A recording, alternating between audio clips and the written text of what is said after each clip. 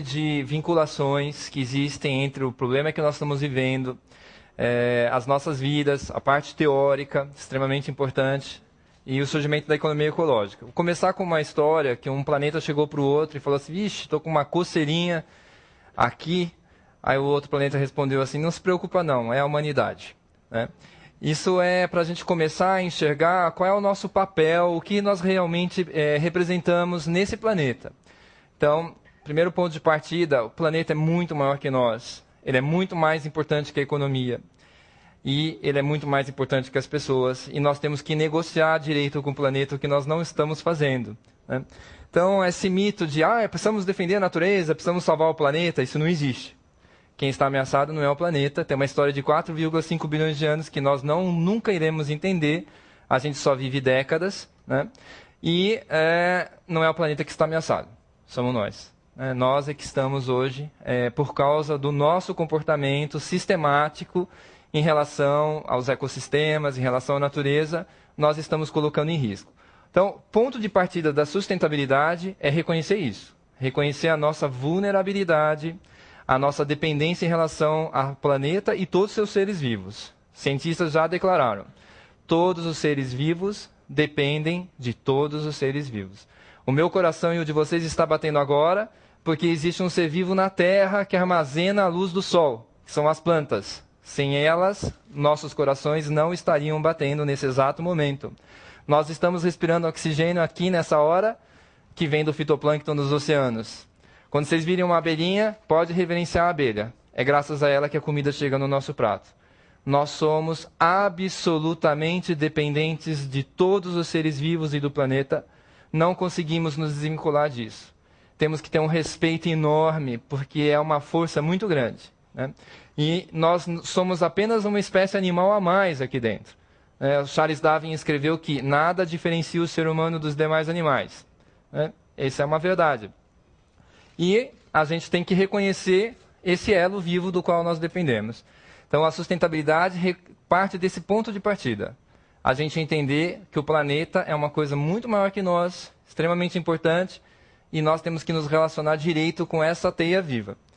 Então, quando eu estudava economia, muito tempo atrás, eu descobri que nos modelos econômicos, nós vamos discutir isso mais a seguir, excluíram duas variáveis: as pessoas e a natureza.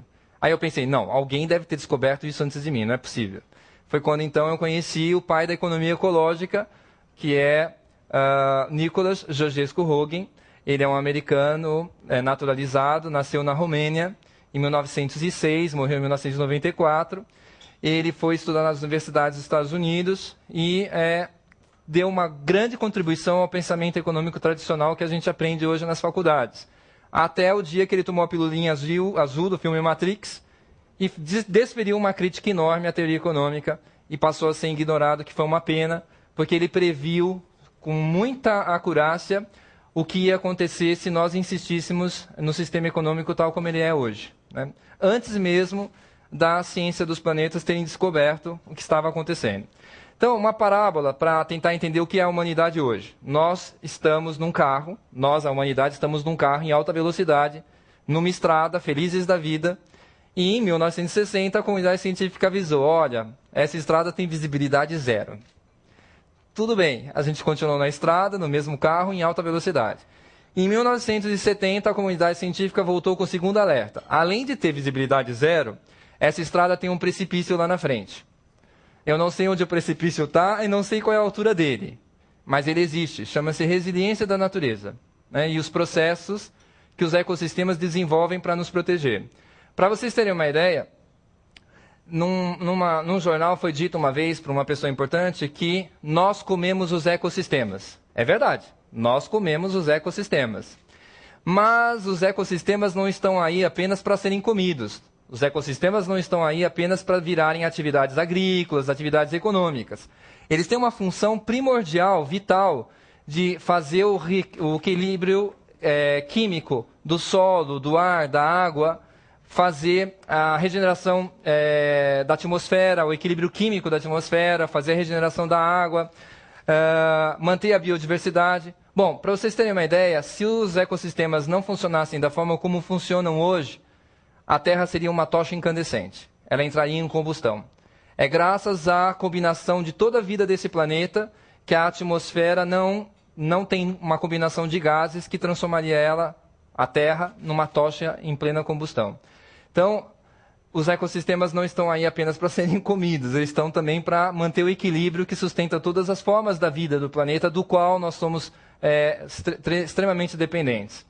Então, em 1970, descobrimos o precipício. Em 1980, 1990, quando a gente descobriu vários processos, como o feedback positivo do planeta, que nós estamos vivendo hoje, e a questão da elevada taxa de permanência do gás carbônico na atmosfera, que é de 1000 anos, etc., uma série de processos que foram descobertos, eles avisaram, o carro não tem mais freio. Agora só dá para tirar o pé do acelerador e esperar que ele desacelere antes de cair no precipício. Não dá mais para reverter uma série de processos que nós vamos viver nas próximas décadas, infelizmente. A história agora é como a humanidade vai se adaptar às mudanças que ela mesma impingiu ao planeta e que ela vai viver, quer queira ou quer não queira. E ela só tem o que fazer agora é mitigar essas mudanças, né? Então, por isso que os cientistas estão tão alarmados, né? O que é feedback positivo? Para dar uma ideia para vocês. Feedback positivo é assim, estou tomando banho, de repente a água fica mais quente. Aí eu mexo na torneira, a água esfria. Isso é feedback negativo. Estou tomando banho, a água fica mais quente. Qualquer coisa que eu fizer na torneira, a água ficará mais quente. O planeta está em feedback positivo porque ele tem uma idade, ele já é um senhor de meia idade e ele tem um nível de calor que ele recebe do Sol muito grande. E esse calor é amortecido por uma estrutura que, quando ela é dilacerada, ela magnifica o processo. É muito simples de entender. Vamos imaginar o permafrost, cheio de gás metano. Então, eu emito gás carbônico, aumenta a temperatura da Terra, degela o permafrost, sai gás metano, aumenta a temperatura da Terra, diminui o permafrost, sai gás metano, aumenta a temperatura da Terra. Esse é um exemplo de feedback positivo. O derretimento da calota polar, que é branca e emite a luz para o universo, também é um exemplo de feedback positivo. Eu emito gás carbônico, aumenta a temperatura, diminui a parte branca, aumenta a parte preta em redor, absorve calor, aumenta a temperatura, diminui mais a calota branca, aumenta a preta, aumenta mais a absorção de calor. Então, o planeta hoje, por isso que os cientistas estão tão alarmados, ele está em feedback positivo. Então, uma série de processos vão acelerar, se eles não forem detidos a tempo, eles vão acelerar a questão. Então, esses são os alertas que eu queria deixar para vocês começarem a pensar na importância daquilo tudo que nós fazemos no dia a dia, porque somos nós que estamos provocando isso. O grande mérito do filme do Al Gore foi ter colocado a questão do aquecimento global no seu devido lugar. Ou seja, nossas ações diárias, nosso consumo, nossa produção, nossa economia. Então é isso que nós vamos ter que mudar. Então a gente vai discutir isso nas próximas partes da nossa apresentação e nós vamos começar discutindo o conflito entre o sistema econômico e o natural, as consequências desse conflito, as causas do conflito. Isso porque... Por que é importante separar consequências das causas? Charles Darwin escreveu que nada diferencia o ser humano dos demais animais, mas nós temos uma diferença importante. Nós conseguimos separar causas das consequências e interferir nelas, né? Então, para nós é muito importante separar as causas das consequências para não cair na fábula do Monteiro Lobato do rinoceronte, que um rinoceronte fugiu de uma cidade e imediatamente foi criado um órgão para sua recaptura. E a única finalidade desse órgão era jamais achar o bicho, para não perder a necessidade de continuar existindo. Ou seja, nós vivemos hoje numa sociedade que não ataca as causas, né? Apenas as consequências, né? Aquecimento global é consequência, não é causa, né? Então a gente tem que atacar as causas. Essa é a característica que diferencia o ser humano dos demais animais e espero que a gente preserve. E nós vamos falar um pouquinho de soluções sustentáveis, né? Se o tempo der. E, começando, aqui nós temos um quadrinho que mostra a visão, como a gente separa as coisas, né? Tudo separado, né? As pessoas, separado da economia, separado do meio ambiente. Para vocês terem uma ideia, o economista, se ele pudesse transformar o sistema econômico em um bicho, como é que seria esse bicho? Como é que seria o sistema econômico do economista? Ele seria um bicho sem boca nem estômago. De onde vêm os recursos, pouco importa. Não teria intestino nem reto. Para onde vão os resíduos, pouco importa. Esse bicho, o sistema econômico, só tem sistema circulatório, né? Ele poderia estar em qualquer meio ambiente, ele não tem contato nenhum com o meio ambiente, ele não tem contato de onde vêm os recursos, nem para onde vão os resíduos. Tem um videozinho no YouTube, A História das Coisas, The Story of Stuff, que explica muito bem isso. Então, ele poderia estar em Marte, né? Ele não tem contato com o meio ambiente. Isso é completamente contrário à realidade, a gente sabe disso. Então, na verdade, a realidade é bem diferente. A gente tem pessoas e economia dentro de um sistema maior que é o planeta, né? Com elos biológicos e ecológicos invisíveis, que eu mencionei vários aqui, que sustentam o porquê nós estamos vivos, né? O planeta Terra, ele tem uma história muito maior que a nossa. A gente chegou aqui no último segundo da vida desse planeta. E conforme o planeta foi formado, é um milagre haver vida nesse planeta. São várias questões que aconteceram nesse processo que são praticamente milagres. A Terra é um pedaço do Sol. Originariamente, ela era feita só de rocha, ela não tinha água. Nós estamos num espaço sideral extremamente perigoso, com uma série de materiais móveis nesses pedacinhos aqui. A Terra foi bombardeada sistematicamente por cometas, que é feito de gelo congelado, né? Esse bombardeamento de cometas é que trouxe a água para a Terra. Os nossos corpos são feitos de matéria de base de carbono, que é a matéria do Sol, e água de cometas, né? E o mais interessante, por que a Terra, que foi constantemente bombardeada, milhões de bombas explodindo, cometas batendo aqui, de repente viveu uma paz cósmica? Júpiter. Júpiter é imenso. A Terra é bem pequena em relação a ele. Quando Júpiter se formou e gerou a sua gravidade, ele passou a atrair todos os materiais que entram aqui no nosso pedacinho do universo para ele. Até hoje ele está sendo constantemente bombardeado. Nunca haverá vida em Júpiter por conta disso. O Júpiter criou paz cósmica para a Terra e a possibilidade de haver vida, né? Sem ele não estaríamos aqui também. Então, são vários elos interligados no fundo, né? E a gente tem que entender a grandiosidade disso, né? A vida é extremamente importante. Tudo que vive merece viver, escreveu Gandhi, né? Então, nós criamos dentro desse planeta um conflito enorme. Lembra do bicho da economia. O bicho da economia não tem boca nem estômago, não tem intestino nem reto. E aí a gente criou uma série de conflitos. E nós participamos desse conflito diariamente. Então, a economia, as pessoas, como é que elas são? Lineares. Extrai, produz, consome, descarta. Extrai, produz, consome, descarta. Extrai, produz, consome, descarta. A gente acredita no mito do jogar fora. Não existe o jogar fora. Nada pode ser jogado para fora da Terra. Fica aqui mesmo. Nós transformamos a Terra em uma lixeira, com a gente dentro e vivos, o que é pior. Então, não dá para fazer isso. Vamos brincar que essa sala aqui é o nosso planeta. Saiu por aquela porta ali de vidro, caiu no universo. Esse é o nosso planeta. Vou jogar fora o meu celular. Acabei de jogar fora o meu celular. Não existe o jogar fora. Isso é um mito que nós criamos.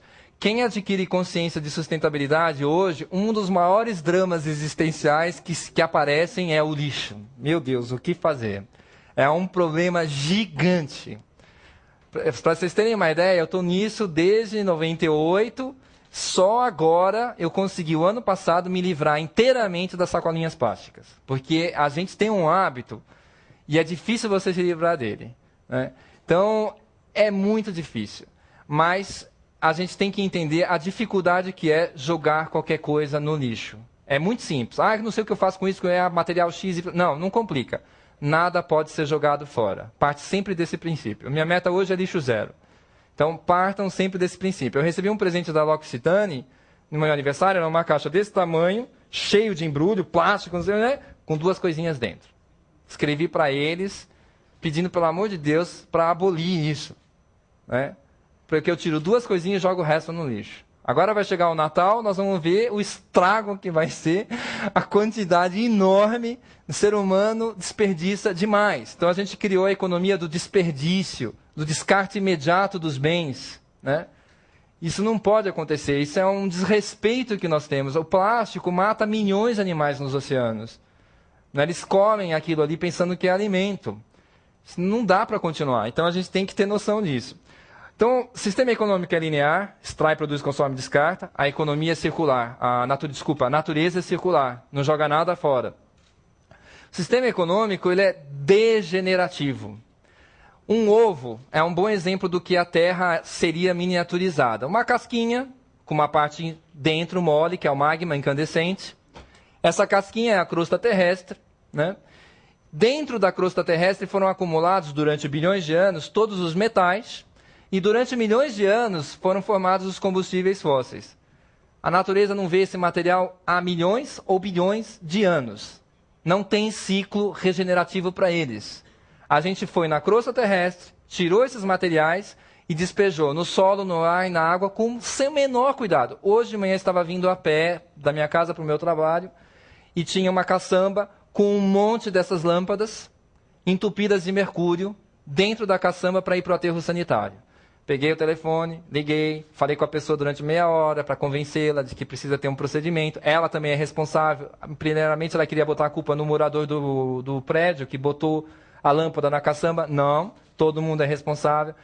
Então, nós criamos materiais degenerativos. A gente introduz no sistema materiais que a natureza não tem como lidar, né? Combustível fóssil, quem não acredita, quem ainda consegue não acreditar no aquecimento global, e isso é uma coisa extremamente importante. O IPCC, ele ganhou notoriedade, que é o painel intergovernamental para mudanças de clima, porque ele fez, nos últimos 10 anos, previsões em cima das 4 variáveis que eles acompanham, as principais, que foram acertadas. Ele acertou as previsões. Então, isso é um dos motivos dele ter ganhado bastante notoriedade. Mas mesmo quem não acredita em aquecimento global, não pode negar que queimar combustível fóssil, jogar na atmosfera, isso é um processo completamente antinatural. As sondas da NASA, quando viajaram pelo nosso sistema solar para visitar os nossos planetas, os cientistas já falaram, não tem vida nesses planetas. Esses planetas, a atmosfera deles é rica em dióxido de carbono e gás metano.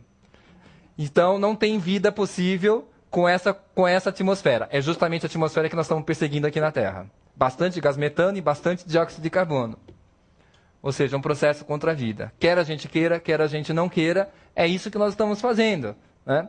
Para vocês terem uma ideia, para estabilizar o nível de dióxido de carbono na atmosfera, hoje a gente precisa reduzir as emissões de 90%. E é um desafio em tanto. Quase tudo à nossa volta, para ser produzido ou consumido, emite gás carbônico. Então, a gente tem que lutar contra isso. Então, é degenerativo também num outro aspecto. Inventou-se um monte de componentes químicos, pesticida, inseticida, e injetamos no solo, que é uma esponja. A atmosfera da Terra, ela é uma película. Se pegar uma bola de futebol e passar um verniz em torno dessa bola de futebol, esse verniz é o que representa o tamanho da atmosfera em relação à Terra. Ela é uma fina parcela da nossa... e extremamente importante. É onde a gente injeta, né, bilhões de toneladas de gás tóxicos para nós. Então, a natureza é regenerativa, ela regenera tudo. O sistema econômico é degenerativo, né? Então, a gente já tem 2 conflitos. O conflito final é esse que também nós produzimos a partir do final da Segunda Guerra Mundial, mais propriamente, que foi o fenômeno do crescimento. Então, a gente submete esse sistema econômico maluco em um crescimento exponencial, ao ponto de hoje se produzir mais em um ano do que em 100 anos, né? Então, vamos voltar para o nosso planeta Sala. E é uma coisa muito óbvia, alguém ainda vai ganhar um prêmio Nobel ao lembrar que o território dos países não aumenta de tamanho. Olha o nosso planeta Sala, não vai aumentar de tamanho, né? Saiu por aí e já caiu no universo. Estamos fora do planeta. Esse planeta aqui tem mais ou menos, sei lá, umas 70 pessoas aqui dentro. Quando eu nasci em 1965, a população do mundo era de 3 bilhões, do Brasil 80 milhões. Hoje, a população do mundo é de quase 7 e a do Brasil quase 180, 190 milhões. Mais do que dobrou, né? O espaço é o mesmo. Nós não temos mais as Américas e a Austrália para transbordar. Agora nós só temos Marte, Vênus, Júpiter para transbordar. Então, existe um problema sério com esse crescimento populacional contínuo. Ainda hoje, a população humana aumenta 200 mil pessoas por dia, já descontando os mortos. A cada semana nós temos 1.400.000 pessoas a mais vivendo nesse planeta. É um México a mais todos os anos, né? Então, e ninguém encara esse problema. Se cada casal tiver 2 filhos, substitui o pai, substitui a mãe, população estável, né? Então, nós somos a terceira estrutura desse planeta que pretende se submeter a um crescimento contínuo. São os vírus, as células cancerígenas e a humanidade. Tem alguma coisa errada, né? Então, a gente precisa rever isso. Então, um crescimento populacional é um tabu. Só que tem um probleminha adicional. A minha mãe, quando ela nasceu, a minha mãe tem 74 anos. Ao longo da vida dela, não tinha, quando ela era mais moça, não tinha televisão, não tinha celular, não tinha carro, não tinha geladeira, não tinha ferro elétrico, né? Não tinha nada disso que nós temos hoje. A nossa história de consumo, ela tem 50, 60 anos apenas. E aí, o que aconteceu? Nós submetemos o materialismo humano a um crescimento muito grande. Charles Darwin escreveu que nada diferencia o ser humano dos demais. A gente já falou de uma diferença, a nossa capacidade de separar causas das consequências. Tem uma segunda diferença. Nós somos uma espécie animal exossomática. A gente não vive só com o nosso corpo. Um urso vem na Terra e vive só com o corpo dele. A gente vive com carro, casa, celular, bicicleta, navio, blá, blá, blá. A gente tem um materialismo. Então, o impacto nosso no planeta deriva do nosso materialismo. Os cientistas calcularam quantas pessoas poderiam viver, quantas pessoas o planeta conseguiria suportar no nível de vida material dos estadunidenses. 200 milhões de pessoas apenas, né? Essa é a conta. Você está na revista New Scientist, a matéria The Folly of Growth, a tolice do crescimento. Então, o nosso materialismo cresce 6 vezes mais rápido que o crescimento econômico. Então, voltando para o nosso planeta Sala, a gente tem 70 pessoas. No meu tempo de vida teriam entrado mais 70 pessoas nesse mesmo espaço, que não teria aumentado de tamanho, e mais 420 cadeiras. Porque nós teríamos resolvido que eu preciso de mais do que uma cadeira para sentar, né? E é exatamente isso que aconteceu nos Estados Unidos recentemente com essa crise imobiliária. Estados Unidos tem 75 milhões de famílias, uma média de 4 pessoas mais ou menos por família. Então, são 75 milhões de famílias, eles têm 27 milhões de mendigos, que são americanos tradicionais, não são imigrantes, que estão inscritos no Food Stamp Program. Ou seja, você tira aí 7 milhões de famílias que não têm moradia. Então, sobra 68 milhões de famílias que não são mendigos e que têm, então, moradias. Quantas moradias tem nos Estados Unidos? 190 milhões de moradias. Ou seja, tem quase 3 casas por família nos Estados Unidos. E está em crise, né? Imagina se não tivesse. Mas, então, é uma loucura.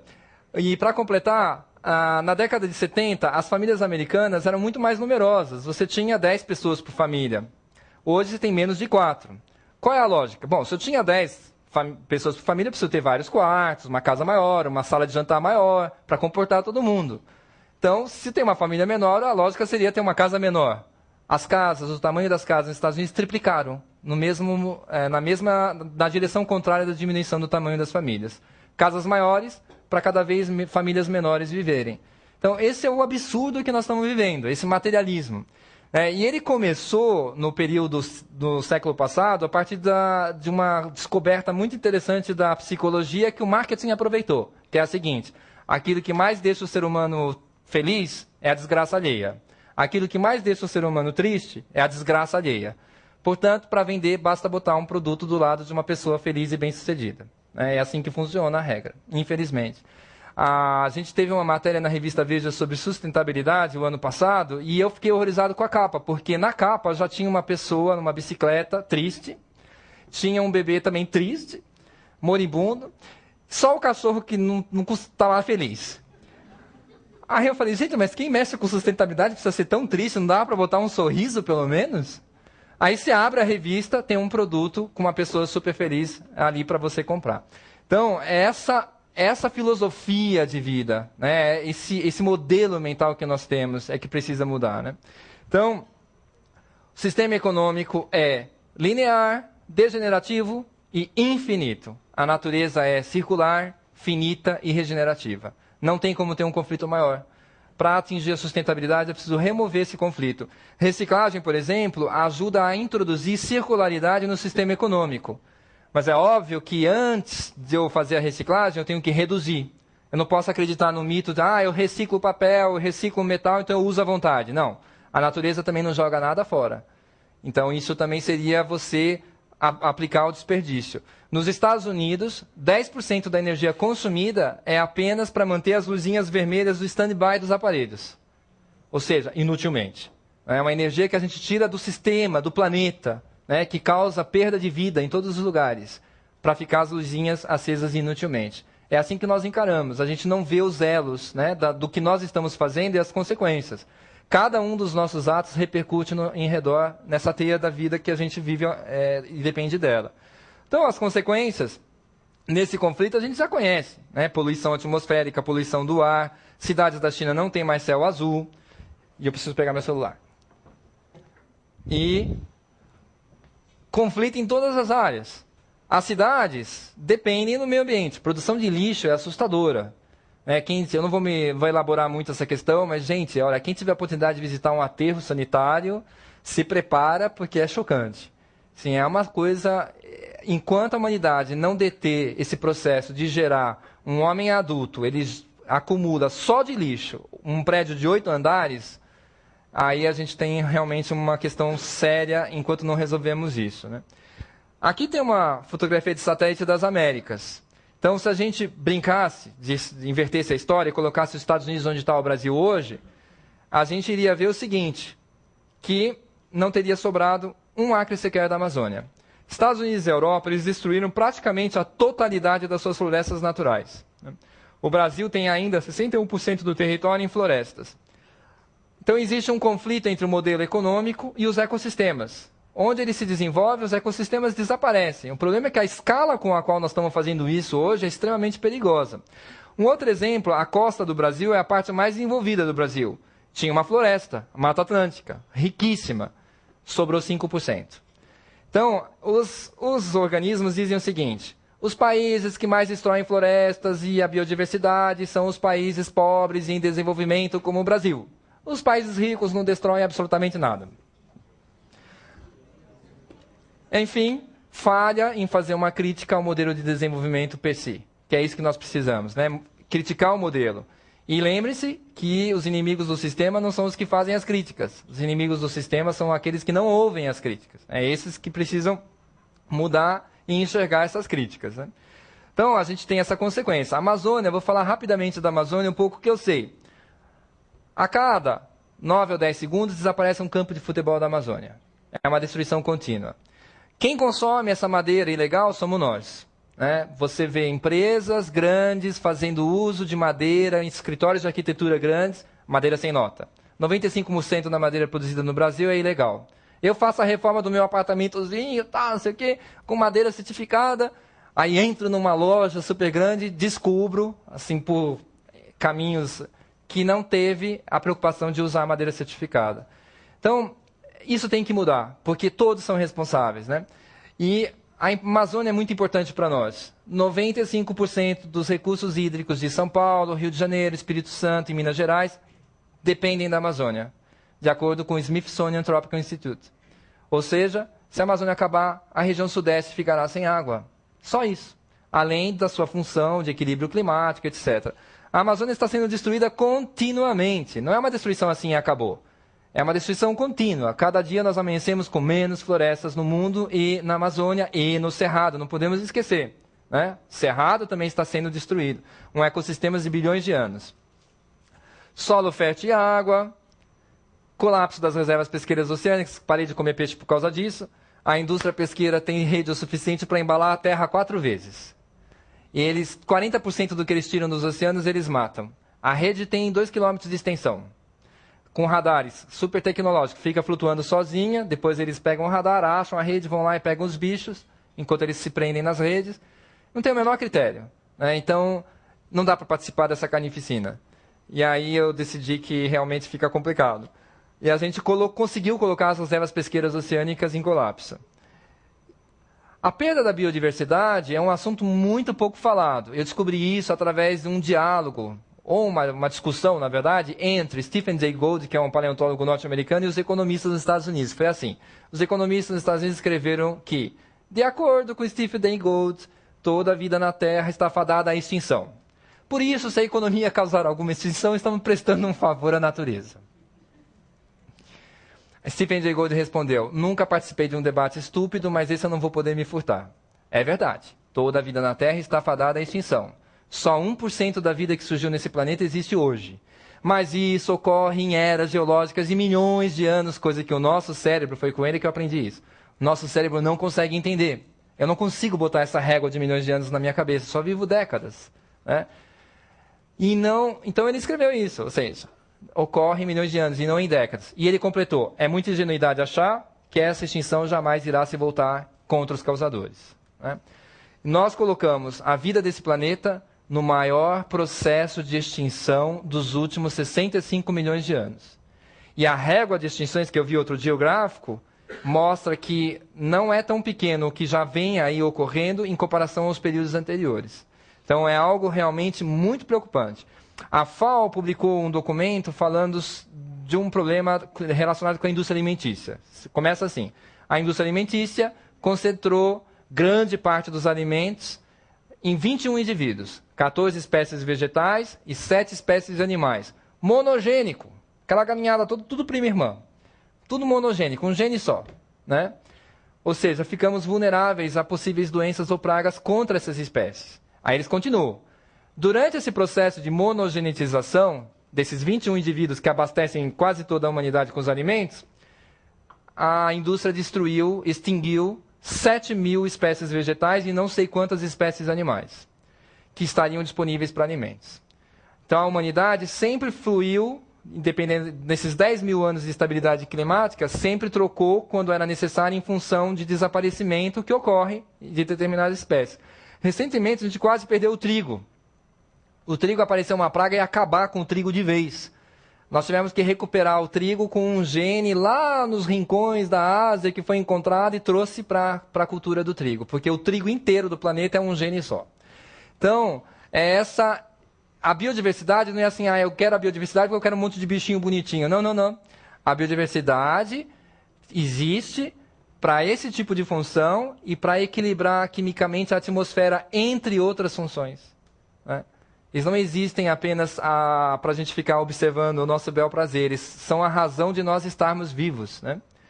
Aqui tem um gráfico do crescimento populacional, que eu já mencionei aqui, que é um problema gigante que ninguém endereça, principalmente aqui no Brasil, em que a gente é recordista em gravidez precoce, em que as famílias pobres, as mulheres pobres, têm em média quase 5 filhos, que abastece 99% da população presidiária, né, os que conseguem chegar até a idade de serem presos e não morrerem antes. E ninguém ataca o problema, né? Então essa é uma questão tão simples, que envolveria um projeto assim, tão simples de educação, né? E que no Brasil a gente tem uma situação trágica, né? Infelizmente. E o exossomatismo humano, que eu já mencionei, o crescimento econômico, né? Que é uma das razões de você ter estruturas se expandindo dentro de um lugar finito. É como se a economia e as pessoas pudessem ser maior que o planeta, mas é o inverso. O planeta é muito maior que a gente, né? E não tem como a gente conseguir essa proeza. E a gente tem que entender o limite disso, né? Então, as causas do conflito são um diagrama que representa a insustentabilidade atual, porque isso é outra coisa importante. A gente fala de sustentabilidade e esquece que o ponto de partida da nossa discussão é insustentabilidade, porque é onde nós estamos hoje. Nós estamos na insustentabilidade, o que causou e como vamos para a sustentabilidade. Então, as causas o conflito entre o sistema econômico humano e natural, o crescimento contínuo da superpopulação e das superestruturas humanas, com o nosso exossomatismo, o comércio global, que a gente vai elaborar melhor daqui para frente, e o limite, claro, ao crescimento. O nosso planeta Sala não vai aumentar de tamanho. Tem uns economistas que falaram assim para mim, não, a economia é um sistema aberto, porque tem material estelar entrando na Terra diariamente. A pergunta é, escuta, esse material estelar vai se transformar em um novo continente, em alguma coisa que possa ser utilizável? Porque até agora eu não vi nada disso acontecendo, né? E a água, esqueci de mencionar, vai ter um cometa entrando de novo aqui para trazer mais água para a Terra? Então a gente tem um sistema realmente que funciona do ponto de vista da física como se fosse fechado, o limite é o crescimento. A teoria falsa, que é a teoria econômica falsa, é o nosso conjunto de valores. Sinais de insustentabilidade, aquecimento global, contaminação do solo, esgotamento dos recursos hídricos, extinção da vida, perda de florestas. E aqui nós temos um exemplo de desonestidade científica muito grande. A comunidade científica, ela é a primeira a dizer que, em relação às consequências, ela não tem muita certeza. Ela sabe que existe o precipício, mas ela não sabe onde ele está, ela não sabe qual é a altura dele. Então, ela sabe que tem um rol de incertezas. O que ela consegue fazer é traçar cenários, né? Mas ela também sabe que o que mais importante não são as consequências, são as causas. E sobre as causas, não há dúvida alguma. E quem combate a comunidade científica nunca discute as causas, só discute as consequências. Como, por exemplo, Lomborg. Fica discutindo as estatísticas de florestas, se as florestas existem ou não existem, e tudo é um material furado. Então, na verdade, se quer realmente discutir o assunto, vamos focar no que realmente interessa, que é onde não há discussão, as causas, né? É isso que a gente tem que olhar. os conflitos entre o sistema econômico humano e a natureza é inegável, não tem como negar. E o alerta, superamos a capacidade regenerativa e cíclica do planeta. Esse ano, a gente esgotou a capacidade do planeta nos sustentar 5 dias antes, de acordo com os institutos que fazem esse cálculo, no dia 23 de setembro, um pouco antes do começo da crise global. Então, essa questão vocês já sabem, né? Se todos tiverem padrão de consumo dos países ricos, né? Os cientistas já calcularam, para sustentar, teria que ter muito mais planetas, e infelizmente a gente tem só um. Eu calculei minha pegada ecológica, deu 2 planetas. É complicado, viu, para te falar. O que mais me atrapalha é o carro. Aliás, carro é uma das coisas mais ineficientes que existem nesse planeta. Eu já decidi, não vou mais comprar carro, a não ser que entre um carro elétrico pequenininho. O meu vai ficar velhinho até eu morrer, se não aparecer um decente. A eficiência energética desses carros é a mesma de 100 anos atrás. A gente só usa 1% do automóvel. A gente imanta uma matéria e uma energia gigante ali dentro para usar 1%. O carro foi feito para 5 pessoas, anda um só, 80% desperdiçado. Meu corpo tem 70 quilos, eu carrego 3 toneladas atrás. E quanto maior, melhor, né? Basta lembrar as SUVs que nós estamos comprando que nem louco aqui no Brasil. Para que eu tenho que movimentar um carro tão gigante para carregar meu peso de 70 quilos? Né? Não faz o menor sentido, é totalmente irracional. Aí eu uso o carro para ir para o trabalho de casa, o carro fica parado o dia inteiro. Então, é ineficiente sob todos os pontos de vista. Extremamente ineficiente, é inviável e não tem como continuar desse jeito. Então, a pegada ecológica, eu sugiro que vocês calculem a de vocês e entendam que, na verdade, a gente tem que fazer um esforço para que fique em um planeta. Como é que ela funciona? Eu pego o meu nível de consumo, calculo quantos hectares de terra eu consumo com o meu nível de consumo. Divido pelos hectares disponíveis do planeta, que é uma constante. E multiplico pela população mundial, fingindo o quê? Que a população mundial tem toda ela o meu padrão de consumo. Se a população mundial fosse idêntica a mim, aí você teria uma situação, o número de planetas que você precisou. Então, vamos discutir a parte da teoria econômica, a Ilha de Páscoa, eu começo o global para finalizar. Eu não sei se tem espaço para perguntas, aí a gente de repente abre para perguntas depois, eu acho que tem. Teoria econômica, ela nasceu 200 anos atrás. Tomou emprestado as leis da mecânica para explicar todos os processos econômicos. A mecânica é a ciência da locomoção. Então, funciona assim. Eu tenho um objeto, apliquei uma força, eu sei até onde ele vai. Previsível. Apliquei uma força de sinal contrário. Ele volta para o ponto de origem. Reversível. Mas tem uma terceira característica mais interessante. Foi e voltou, nada aconteceu. Neutro para o meio ambiente. Né? Essa é a visão que os economistas têm dos processos econômicos. Previsível, reversível, neutro para o meio ambiente. O sistema econômico é visto como sendo neutro para o meio ambiente. Posso passar um trator na Amazônia, basta dar marcha ré, nada aconteceu. Já programa, dá aquela passadinha, depois dá uma marcha ré que não aconteceu nada. Né? Então, é um absurdo gigante. Essa foi a crítica de Nicholas Georgescu-Roegen na década de 70. Né?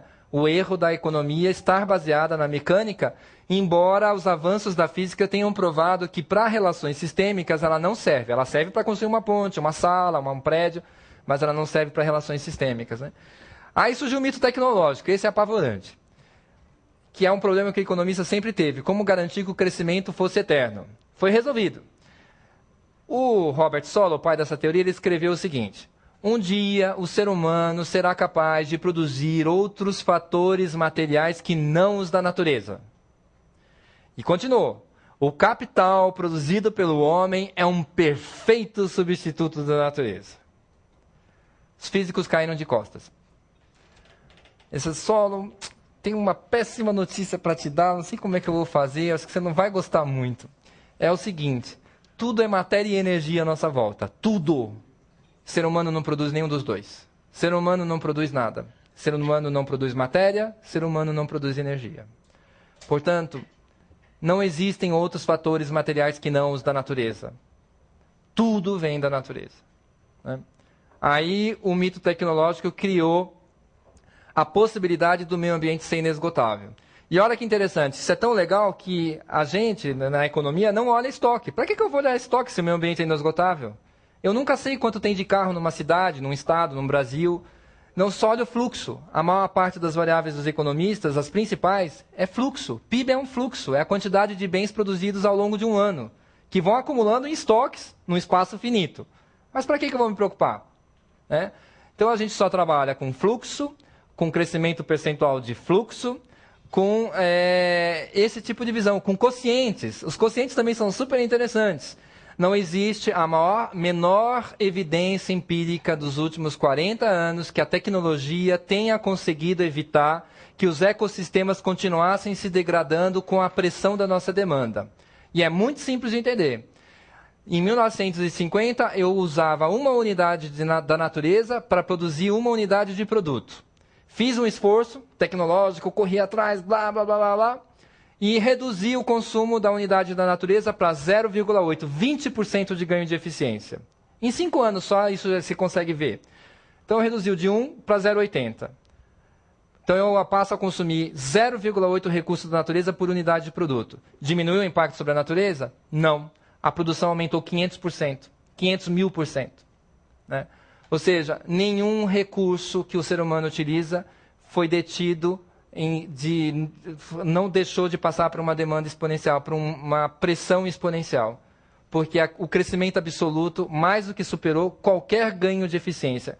E produzido nada nós nunca iremos conseguir. Então, isso é um bom aviso. Se conseguir um meio de produzir brotar do nada é impossível, isso não tem como fazer. E aí surgiu também o mito mecanicista e o tecnológico, eles criaram a possibilidade da economia crescer sempre, eternamente, num espaço finito. Mas crescer para quê? Tem que ter uma justificativa bonita. Qual é? Todas as benesses sociais derivam do crescimento. Então eu cresço para gerar benesses sociais. Eu não tenho mais tempo para elaborar muito, mas essa questão é completamente falsa. A gente sabe disso por N evidências. O News Economics Foundation de Londres fez um estudo e ele fez um cálculo que ele mostra que de cada 100 dólares adicionados à riqueza do mundo, só 60 centavos chegam aos mais pobres. Aquela teoria, enriqueça os ricos para que a riqueza dos ricos goteje sobre os mais pobres. Nem preciso dizer o que goteja sobre os mais pobres. Né? Então, não serve. A Northern University fez um cálculo, indicador de saúde social, baseado em suicídio, alcoolismo, abandono de escola, número de pessoas com mais de 65 anos em pobreza, para os Estados Unidos, né? As pessoas que preenchem o Food Stamp Program, né? Os mendigos, todas essas estatísticas e montou esse indicador. Então, até 1970, o crescimento econômico e esse indicador andavam juntos. A partir de 1970, esse indicador caiu, começou a cair, e o crescimento continuou. Esse período aqui, de 1970 em diante nos Estados Unidos, é marcado por uma série de contradições. No boom econômico da década de 90, houve o maior incremento de número de presos na história dos Estados Unidos. Hoje, o número de adultos encarcerados nos Estados Unidos é recorde, depois de um boom econômico. Da década de 70 em diante, a única renda que subiu nos Estados Unidos foi do 1% mais rico. Depois dos impostos e depois da inflação. Do 1% do primeiro quintil mais pobre, do segundo quintil mais pobre, caiu. Né? E por aí vai. Então, a gente tem assim, muitas coisas para elaborar, mas desde quando o crescimento econômico, medido pelo PIB, é a maneira certa de avaliar em que situação a sociedade está, para onde nós vamos e como as pessoas estão vivendo. Né? Emprego, por exemplo, inverteu-se o eixo. Antigamente, o homem ou a mulher se identificava com o objeto do seu trabalho. Hoje é o inverso. Nós viramos o objeto. Então, a gente inverteu o eixo. Não é uma economia que serve as pessoas, são pessoas que servem a economia. É tudo isso que a gente vai ter que começar a discutir para ter um sistema melhor.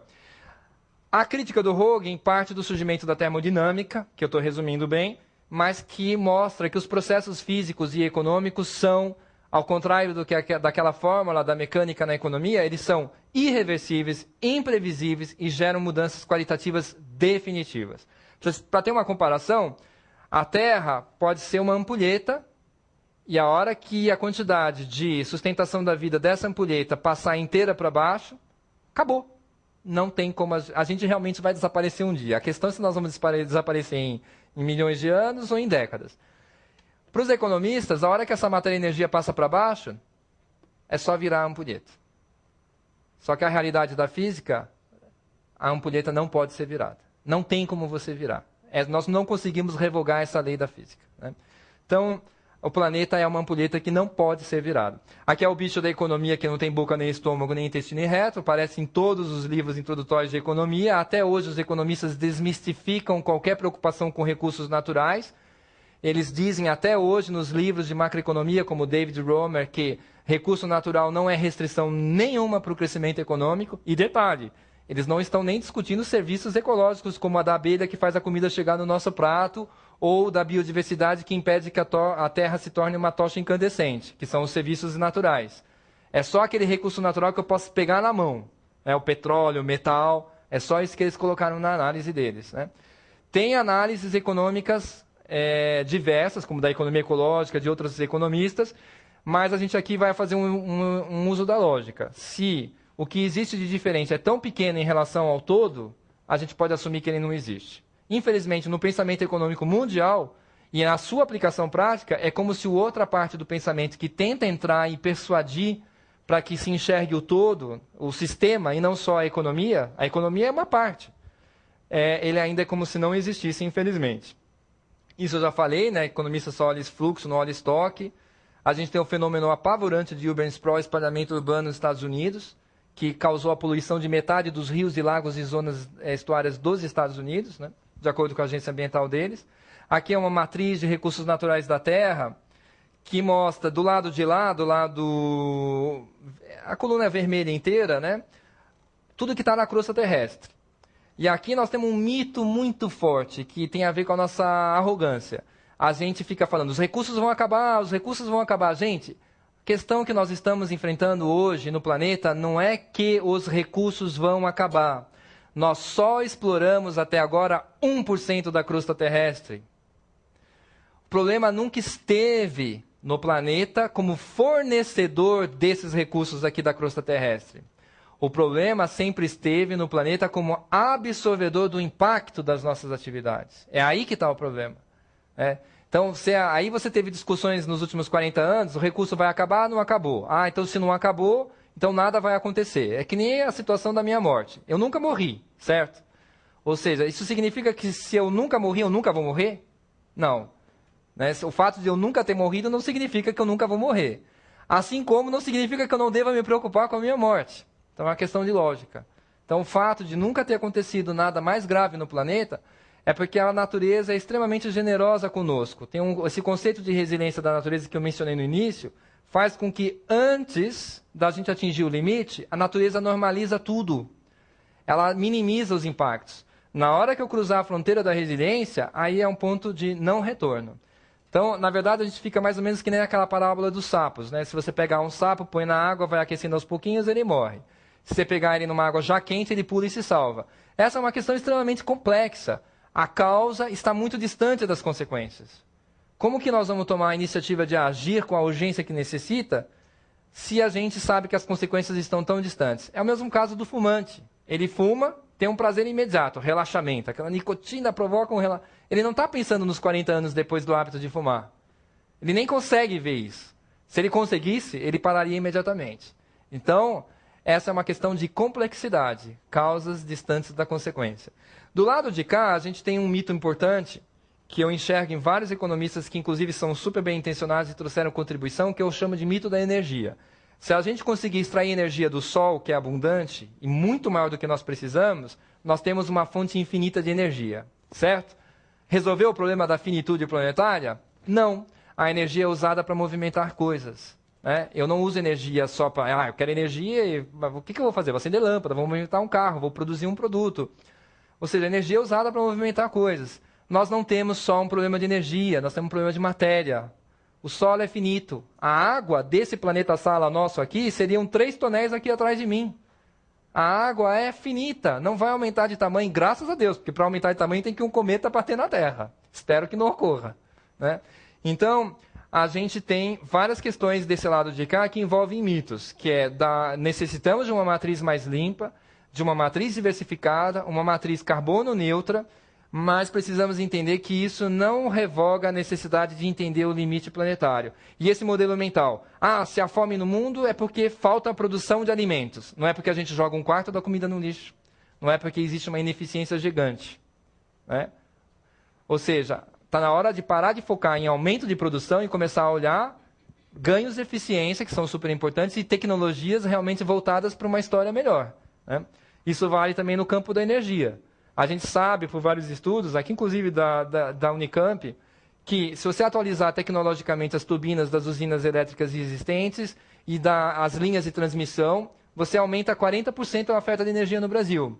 Se você mudar o consumo e utilizar consumo ecoeficiente, você aumenta mais 50% relativamente. Ou seja, a nossa ênfase é, se falta energia, é porque falta produção de energia. Não é porque a gente desperdiça, não é porque é ineficiente. Então, esse é o nosso modelo mental. É assim que a gente trabalha. E, para finalizar, a Ilha da Páscoa é o seguinte. Foi uma civilização que teve um apogeu e dependia de um ecossistema para viver, que era uma floresta, do qual eles tiravam os troncos das árvores para fazer canoas, para pescar, a floresta produzia o solo fértil para plantar, e também utilizavam para construir aquelas estruturas de pedra deles, aqueles templos deles, que eu sempre esqueço o nome. Moais, exatamente. E eles cortaram até a última árvore, ficaram sem canoa, sem conseguir plantar e sem a estrutura política que eram os moais deles. E tiveram um colapso populacional, que é a linha preta, que eu tirei do livro História Verde do Mundo, do Clive Poynting. E os últimos 10 remanescentes dessa ilha foram escravizados por espanhóis e criou o mito da Ilha de Páscoa. Como que aqueles 10 raquíticos espanhóis construíram 3.000 estruturas de pedras gigantes? Aí foram um extraterrestre que teria sido um extraterrestre que teria feito isso. Nós nos comportamos exatamente como os habitantes da Ilha de Páscoa. Nós estamos indo na mesma direção deles, com uma diferença fundamental. O problema não é mais local, é global.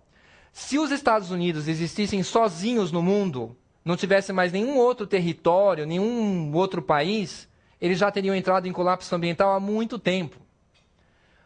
Se a Ilha de Páscoa tivesse inventado uma tecnologia cara para vender e continuar importando recursos de outros lugares do mundo, ela estaria viva até hoje, né? Então, a gente tem o comércio global completamente invisível para questões ambientais, e os países que já atingiram o seu colapso ambiental, eles conseguiram continuar sugando os recursos da Terra através do comércio global, cujo custo ambiental é zero. Nosso sistema de valores, nosso sistema de preços atribui custo zero. Eu posso transformar a Amazônia em monocultura, que o custo é zero, né?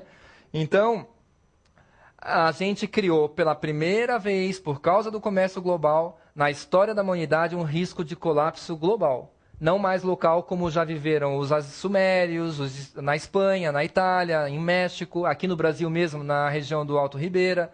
Fugas ambientais medonhas por causa da morte do ecossistema, que já aconteceram em vários lugares do mundo, que são registros de como aconteceram episódios locais. Dessa vez, a gente tem uma situação que, na verdade, é global. Então, eu termino aqui, tenho meus dados para vocês entrarem em contato, trocar ideias, trocar bibliografia, discussões, e meu livro, minhas referências. E aí eu concluo aqui a nossa discussão. A minha apresentação está disponível para todos, é só pedir uma cópia para o Espaço Cultural CPFL, que ele pode disponibilizar o arquivo. E é isso.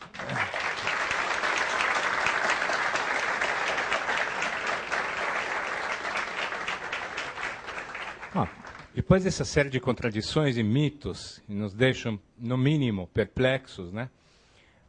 Espero que isso, né, nos atinja a ponto da gente formular algumas perguntas.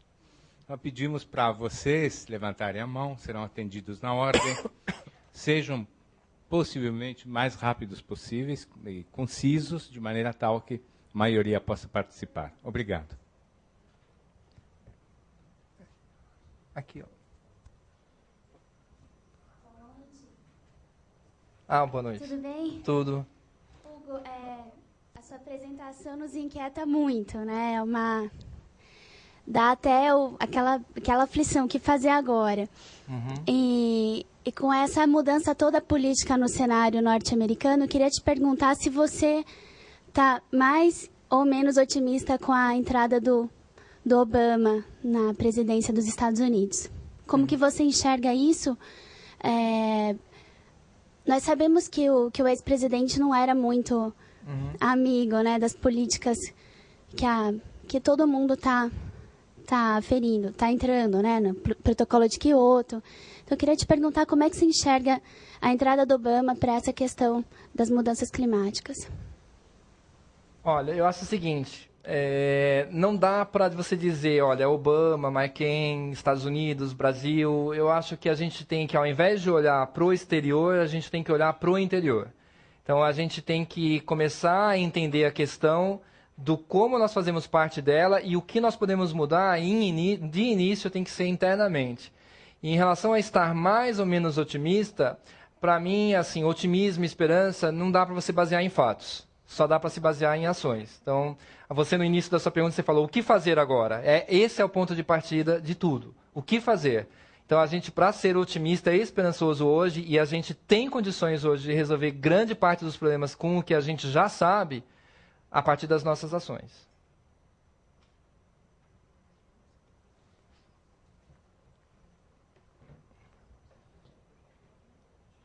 Tinha uma pergunta aqui, ó.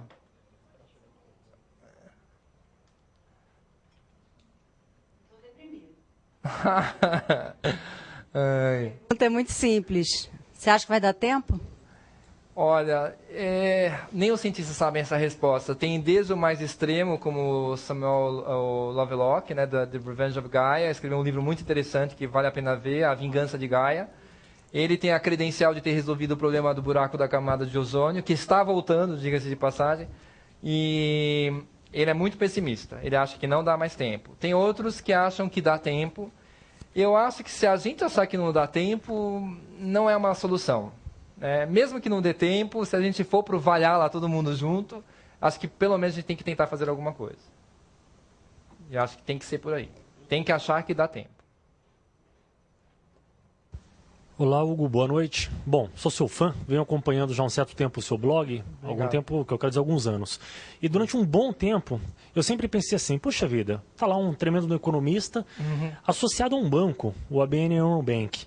Como que o banco mantém alguém com a sua forma de pensar, um economista ecológico, dentro do seu quadro de alta gerência, vamos colocar desse jeito, né?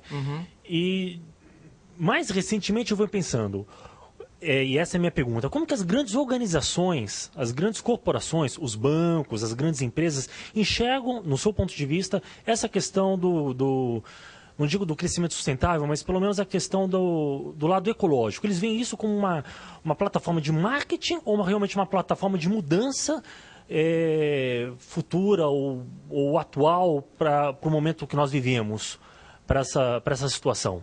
Na sua opinião, como que você pensa nisso? Olha, eu acho assim, é notável que isso aconteça. Assim, há 10 anos atrás eu não seria permitido, né? Então é uma mudança. Nós temos também o Espaço Cultural CPFL, é uma empresa também, que está abrindo esse debate várias vezes. Eu acho que as empresas têm um valor humano muito grande, têm uma capacidade de abrir para essa discussão, mas ainda estão num universo muito complicado. O universo, por exemplo, dos acionistas, dos mercados financeiros, que demandam crescimento de lucros todos os anos. Eu queria entender por que uma pessoa que já tem $1 bilhão precisa ganhar outro. Né? Porque ela não vai conseguir usar esse dinheiro ao longo da vida dela. Então, essa é uma coisa insana, completamente. Eu acho que abriria a mão, com certeza, de quase todo esse dinheiro. Eu não tenho o que fazer com ele. Então, mas a gente tem um universo ainda que é muito voltado para crescimento e ainda não foi observado que, se juntar a meta de crescimento de todo mundo, a economia teria que ser maior que o planeta, e isso é impossível. Mas as iniciativas das empresas, mesmo assim, são extremamente importantes. Dentro do universo da empresa, acho que tem 2 tipos. Tem um tipo que está sofrendo uma influência interna e externa, de clientes e de porta-vozes, e das pessoas que estão lá dentro, de visão de mundo, né? E tem aquele outro tipo que está entrando numa carona dessa história. Então, acho que esses 2 tipos precisam ser, nesse momento, eles precisam ser evidenciados para que as duas acabem migrando para uma mudança mais interna mesmo, que é você ter uma estrutura, você realmente implantar. Em relação a ter um modelo econômico novo, nós ainda precisamos de grandes avanços pela frente. O Canadá está fazendo... Porque uma coisa, isso é extremamente importante. Isso é um desafio meu e da Raquel Negrão Cavalcante, que está sentada ali, professora da Unicamp. Falar que não pode crescer é fácil. Isso todo mundo já falou. Como viver sem o crescimento? Né? Tem que lembrar que o sistema fiscal, sistema tributário, sistema previdenciário, sistema de saúde, o próprio sistema empresarial, todo ele depende do crescimento. Então, como que eu faço essa mudança para uma economia em que você tenha uma outra mensuração, uma outra métrica, um outro resultado, que seja focada em desenvolvimento real e abandone essa voracidade em relação ao planeta, desmaterialize ela, mude os padrões de consumo, então alguns negócios vão ter que desaparecer para outros surgirem, vai sair gente machucada. Né? Não existe revolução verde sem mortos e feridos, vai ter que ter gente machucada e gente mudando, se adaptando. Né? Como disse um jornalista que eu esqueci o nome, mas enfim, eu acho que nós estamos num caminho, estamos numa jornada pela frente, de tentar formular esse novo modelo. Depende muito das pessoas também começarem a forçar essa mudança. Começar a questionar como eu consumo, em quem eu voto, quais são as proposições de quem eu estou votando, conversar com o máximo número de pessoas, porque mesmo as pessoas mais simples, elas são capazes de assimilar essas ideias.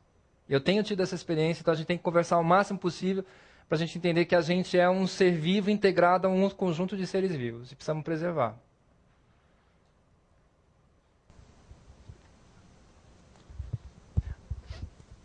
Hugo, boa noite. Meu nome é José Mendonça, eu sou engenheiro eletrônico e estou fazendo curso também na Unicamp. Eu queria parabenizar também a CPFL. O ano passado ela fez uma série de palestras com o pessoal do IPCC, que foi fantástico, está passando na TV Cultura. E agora essa série que você está organizando. Né? A sua palestra foi mais colocando a problemática, os aspectos todos que a gente está vivenciando. E no final, você vê, as pessoas estão estarrecidas. E eu acho que faltou mostrar a elas que existem coisas possíveis, né, de serem feitas, e que, não só do ponto de vista social e que já estão acontecendo, mas como a economia, a teoria econômica do meio ambiente pode apontar soluções e caminhos para essa problemática. Se você pudesse falar um pouco sobre isso. Não, então, como eu disse, tem várias ideias excelentes, várias iniciativas muito importantes, mas elas ainda não conseguiram quebrar a rigidez do pensamento econômico tradicional que executa toda a parte prática e econômica ao nosso redor. Então, você não vê ainda, por exemplo, nessa crise global que nós estamos vendo agora, qual é as iniciativas? Fazer a economia crescer. Como? Através de mais demanda. Do quê? Do planeta. Né? E o mais absurdo disso tudo que eu descobri recentemente é que o setor imobiliário americano, que é a origem dessa crise, ele é um verdadeiro excesso, como eu acabei de dizer. São 68 milhões de famílias com 190 milhões de moradias. Quase 3 casas por família. Como que esse setor que está em crise vai ser reativado dentro desse excesso gigante? E sem falar que são casas cada vez maiores. Então, eu acho que existem caminhos, mas a gente precisa desse choque de realidade para as pessoas entenderem como elas estão entrelaçadas, todas elas, nessa teia. E como se elas não tomarem nenhuma iniciativa e não começarem a quebrar, começarem a questionar cada uma dos mitos que aparecem ao nosso redor. A economia precisa crescer para gerar emprego. Se a economia para de crescer, os empregos desaparecem. Então, o emprego não é permanente. Ele é um resultado temporário, então fica que nem um cachorro correndo atrás da própria cauda. E aí você começa a estudar André Goza, que estuda a relação de emprego, você vai ver que a situação é bem diferente, porque o emprego ele tem que ter uma função social, eu preciso me sentir realizado nele, eu preciso ter liberdade, eu não posso... As pesquisas nos Estados Unidos mostram que 99% das pessoas odeiam trabalhar, só trabalham para pagar a hipoteca e as contas. E eu vejo isso, ainda bem que hoje é sexta-feira, amanhã é o fim de semana. Só que elas vão passar a maior parte das nossas vidas trabalhando e estudando, que tem que ser uma fonte de felicidade para nós, e não uma fonte de desespero, de crise. Né? Então, Eu acho que tem soluções, mas elas precisam ser implementadas. E a gente pode conseguir que elas sejam implementadas se a gente começar a fazer as perguntas e começar a questionar, todos nós. Como é seu nome? Davi. Hugo, boa noite, Wilson. Sou administrador de empresa, trabalho no Banco do Brasil, como gerente geral, né? Uma preocupação que ficou para mim, acredito que para todos também, você disse que a transformação tem que começar interno de cada um de nós. Sabemos que uma transformação dessa, num mundo com mais de 6 bilhões de pessoas, demora muito. E o planeta demonstra uma urgência muito grande de ser resolvido esses problemas. Você não acredita que talvez uma das soluções mais rápidas seria o ser humano, todos nós, principalmente os dirigentes do mundo, utilizar em termos do conhecimento, em termos de sabedoria? Exemplo, a pessoa que está desmatando a Amazônia, com certeza ela não está preocupada com o que vai acontecer daqui a 40 anos. Ela está preocupada com quanto ela vai ganhar no mesmo dia ou no mês seguinte. Certo? Isso aí acho que todo mundo está em comum acordo. O ser humano vive sempre atrás do econômico. Talvez ele vá para a destruição, mas não para o econômico. Então, será que não seria o caso de usar a sabedoria? Exemplo, se eu vou produzir lixo, 8 andares aí através do tempo da minha vida, esse lixo não poderia ter uma usina que seria aproveitado ele para utilizar como energia de uma forma mais saudável, vamos dizer assim? Você vê o seu ponto de vista sobre isso? Dá, a gente pode ter ciclos fechados. Por exemplo, eu falei, tirar o metal da crosta terrestre e despejar na atmosfera, no ar e na água é um veneno. Mas se eu tiver um ciclo fechado dentro da indústria, que isso vai acabar acontecendo. O governo já está discutindo a questão dos resíduos sólidos que são jogados no aterro sanitário. Tem que ter um destino que não seja a natureza, tem que ser no próprio ciclo produtivo da empresa. A gente tem exemplos, por exemplo, os automóveis eles têm um índice de reciclagem dos materiais muito alto. Né? Geladeiras também. Então, já existe uma busca de reaproveitamento de materiais. Só isso tem que ser intensificado.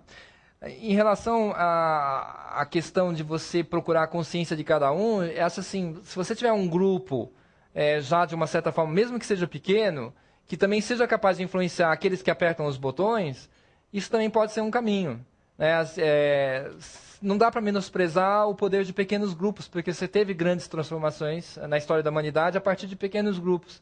Então, mesmo assim, mesmo você achando que, olha, é inglório, porque muita gente, não vai dar tempo, não faz sentido se deter por causa disso, porque pode ser que faça diferença sim. Boa noite, meu nome é Felipe. Seguinte, eu vejo a seguinte frase, a necessidade leva à evolução. Então eu vejo que, por exemplo, durante a Guerra Fria, aconteceu uma evolução enorme de tecnologia porque houve essa necessidade. Só que eu vejo que a natureza já começa a apresentar uma necessidade com por exemplo, incêndios, certo?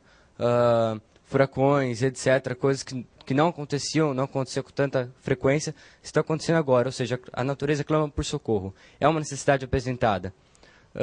Essa evolução que não acontece, que não está acontecendo de tecnologia, é uma evolução que não está acontecendo porque ela não é discutida, ela não é apresentada, o homem não enxergou isso daí ainda, ou, não sei, isso é meio escondido, isso aí é meio oculto ainda, não é o suficiente?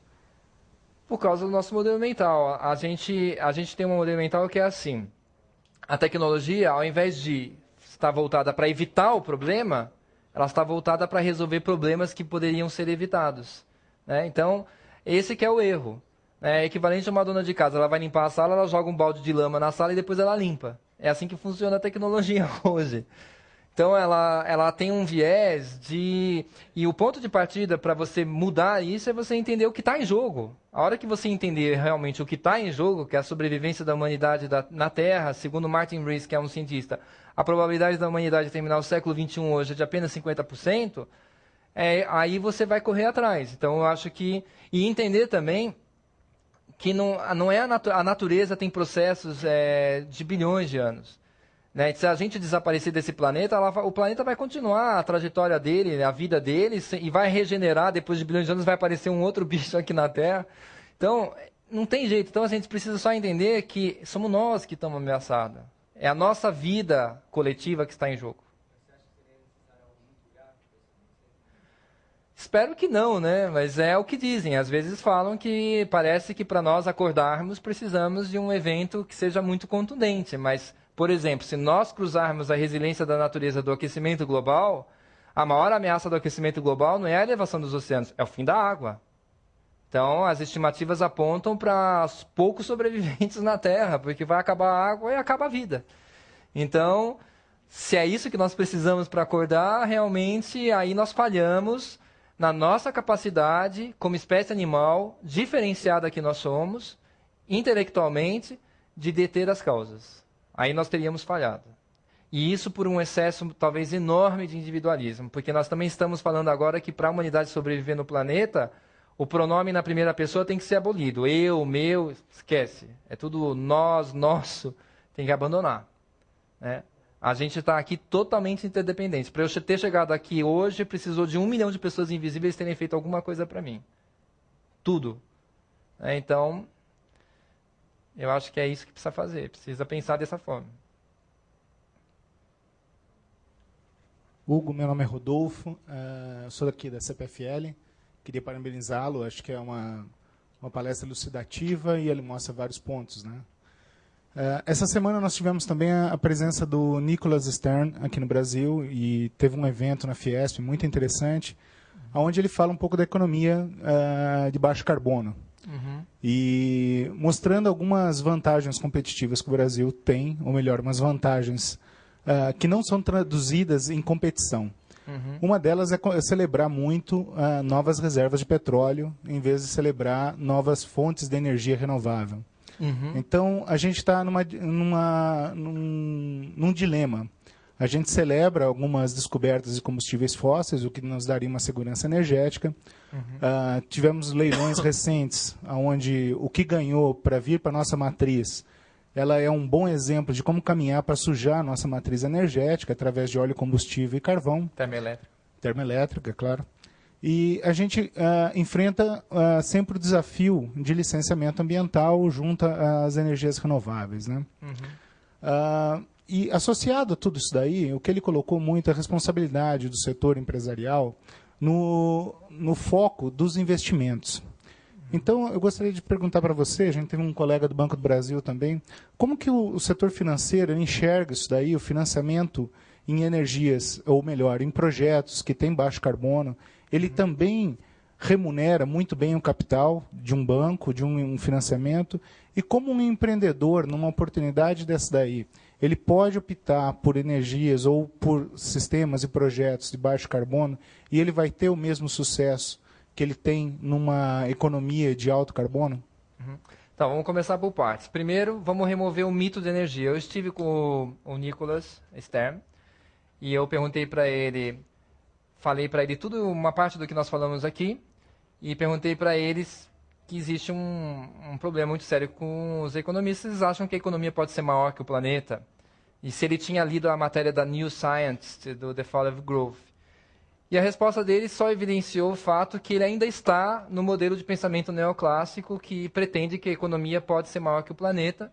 E ele me disse que, para resolver esse problema do crescimento, ele desmistificou qualquer preocupação com o limite planetário, para resolver o problema do crescimento, basta apenas fazer uso de energias de baixo carbono, usar uma matriz diferenciada de energia e focar na tecnologia. Aí eu perguntei para ele assim, mas nós não temos um problema só de energia, nós temos um problema de matéria. Aí ele lembrou da água. Né? Então, infelizmente, ele deu uma contribuição fantástica ao falar que o custo de combater o aquecimento global é menor do que a gente vai perder se ele for avante, mas ele ainda está dentro desse modelo neoclássico que pretende que a economia pode ser maior que o planeta. Em relação à questão de uso de energia no Brasil, enquanto a gente não for capaz de entender que, antes de falar de aumento de produção de energia, eu preciso falar em eficiência e em redução de consumo, né? Se você usar, a gente desperdiça demais.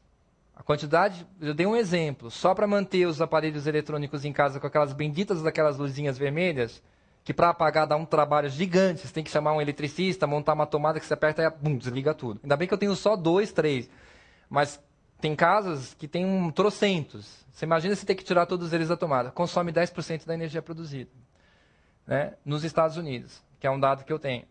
Então, a gente tem que, antes de pensar em aumento de energia, que tem sempre e sempre terá problemas ambientais, porque não existe energia limpa. Todo mundo esquece o advérbio. É energia mais limpa.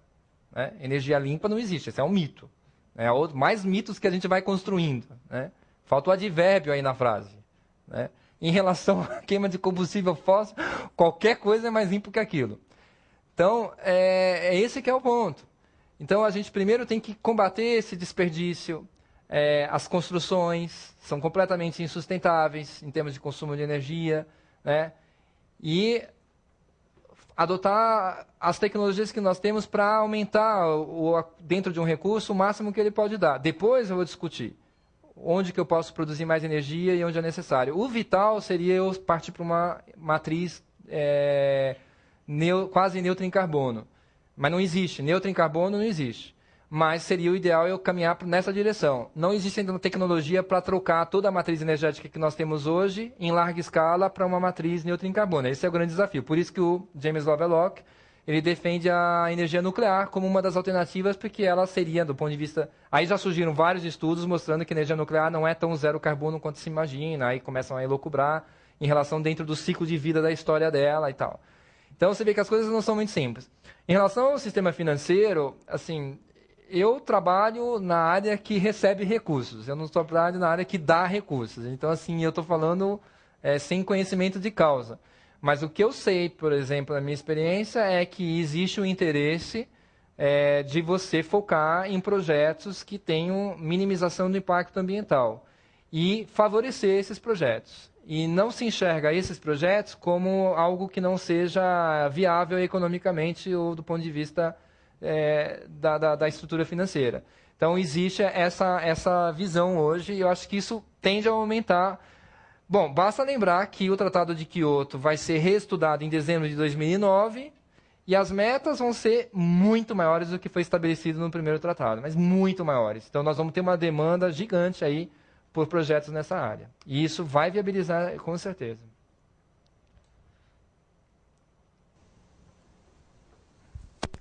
Boa noite. Boa noite. Meu nome é Alan. Pergunta simples assim. Como relacionar a lógica de acumulação do capital com as propostas que você está expondo, que para mim são das mais valiosas, né?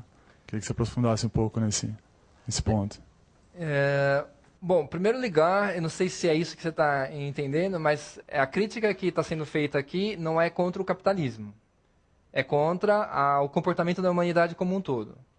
Porque o sistema comunista, ele foi tão voraz em relação ao planeta e tão destruidor quanto o sistema capitalista. Não há diferença nenhuma. Isso é uma postura humana secular nossa. A gente sempre achou que a natureza está aí para a gente aproveitar ao máximo. E sem entender que isso poderia trazer consequências. O risco da consequência maior hoje é porque nós viramos em termos de números, quantidade de coisas e pessoas, muito grande, né? Em termos de comprometimento dos ecossistemas também. Então, acaba não tendo mais as bases de sustentação. Olha, eu precisaria estudar mais esse assunto, mas assim, não vejo lógica de acumulação capitalista da forma como ela é hoje, compatível com sustentabilidade. Não vejo isso funcionando. Não vejo isso funcionando também do ponto de vista de sociedade, que é o mais importante. Ou seja, eu não vejo esses benefícios penetrando na sociedade. Então, assim, tudo bem, vamos atacar o planeta, mas nós estamos atacando o planeta para melhorar a vida das pessoas. Aonde? Né? Então, é meio complicado isso.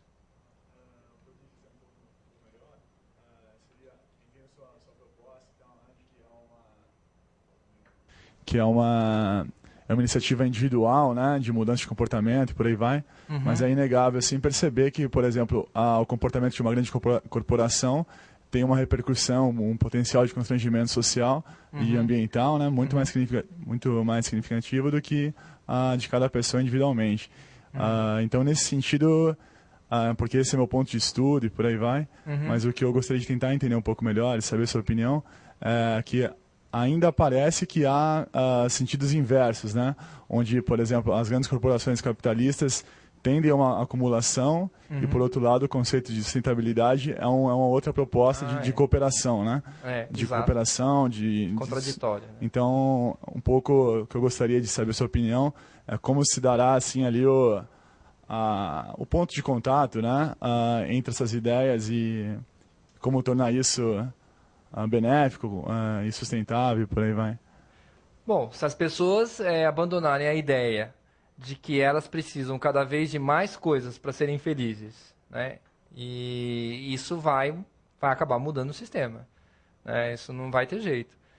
Então, se eu decidir que para eu viver eu preciso de coisas mais simples possíveis, o sistema não está mais adaptado. Na verdade, o sistema produz coisas que criam necessidades na vida das pessoas, e as pessoas demandam. Então, eu acho que a iniciativa das pessoas, se elas mudarem a sua forma de ser, as empresas vão ter que se adaptar. Elas não vão ter mais elas vão ter que produzir uma outra ideia de mundo que se coadune com a vida das pessoas. Então, existe, na verdade, um consórcio, né, da vida das pessoas com o que as empresas fazem. Elas existem em função das pessoas, estão interligadas. Então, mas essa pergunta é a pergunta de R$1 milhão, né? Realmente, como que nós vamos reestruturar o sistema inteiro no qual a gente pense em metas que não estejam sempre relacionadas em vender mais coisas para serem, inclusive, descartadas imediatamente, que é a coisa mais maluca que a gente vive hoje. Nada tem durabilidade. Por exemplo, eu quero um carro que dure minha vida, 50 anos. Me faz um carro tecnológico que ele dure a minha vida. Por que eu preciso trocar de carro todo ano? Esse é um negócio maluco. Então, é o status das pessoas, né? E eu acho que se você começar a entender que o que é mais importante para o nosso bem-estar é o relacionamento social, o relacionamento com a natureza, com o meio ambiente onde a gente vive, e não com as coisas, a gente vai começar a passar por uma evolução que, com certeza, vai mudar a natureza das empresas.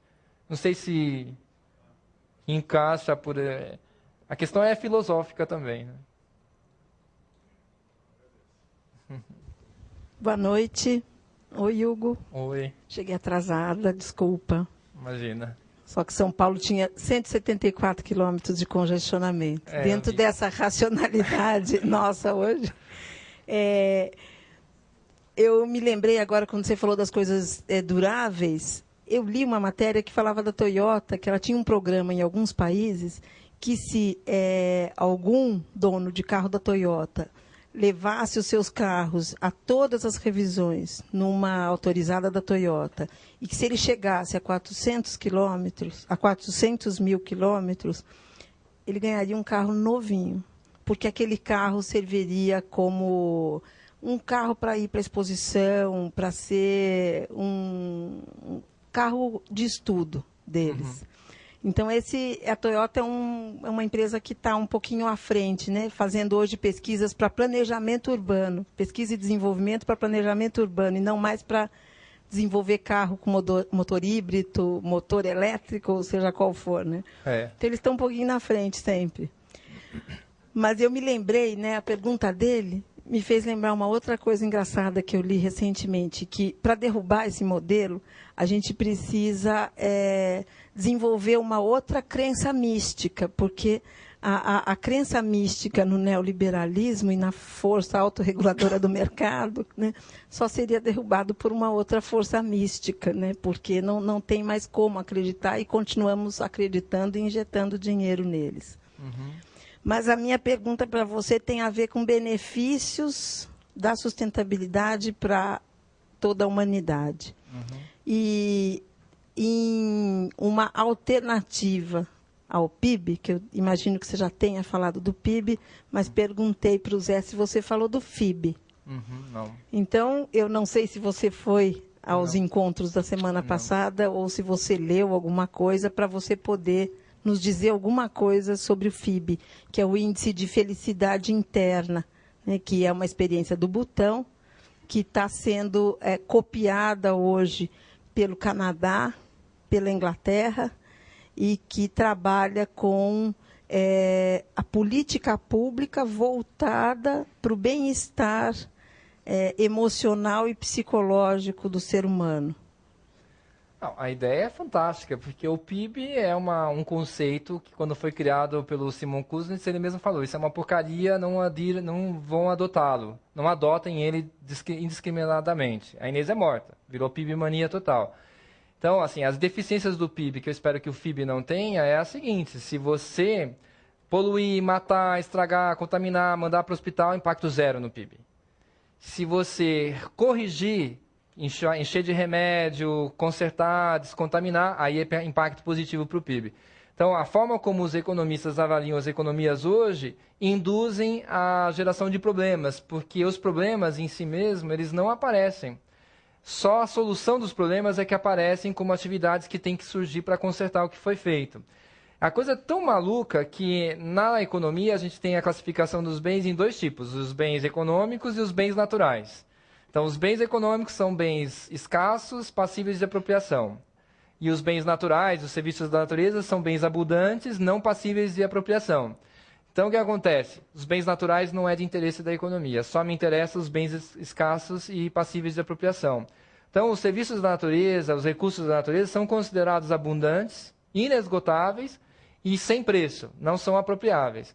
Aí nós estamos criando a loucura tão grande que agora tem economistas comemorando o fato da água ter virado um bem econômico, porque ela está se tornando escassa e está sendo obrigado a fazer uma atividade para a recuperação da água. Então, ela virou um bem econômico. Então, agora nós vamos estudar na economia do meio ambiente, ainda tem muita coisa na economia do meio ambiente neoclássica, né? Vamos estudar o que resolver com a água, olha a solução aparecendo. Só que a solução, na verdade, teria sido jamais ter transformado a água num recurso escasso, né? Essa que deveria ter sido o princípio, o ponto de partida. Tem uma outra coisa em relação ao modelo mental atual que eu espero que no FIB a gente não encontre, é o seguinte. Eu estive na Agência Nacional das Águas e eles estavam me contando que foi feita Conselho das Bacias Hidrográficas no Brasil, tem várias problemáticas, que é composto 70% governo, 30% empresas, para tentar cobrar o uso da água e fazer com que esse uso seja mais eficiente. E eles não conseguiram cobrar quase em lugar nenhum, porque sempre que eles tentam, as empresas dizem, se você cobrar água, a minha atividade econômica fica inviável. Como se o fim da bacia hidrográfica não fosse o suficiente para tornar a atividade econômica inviável.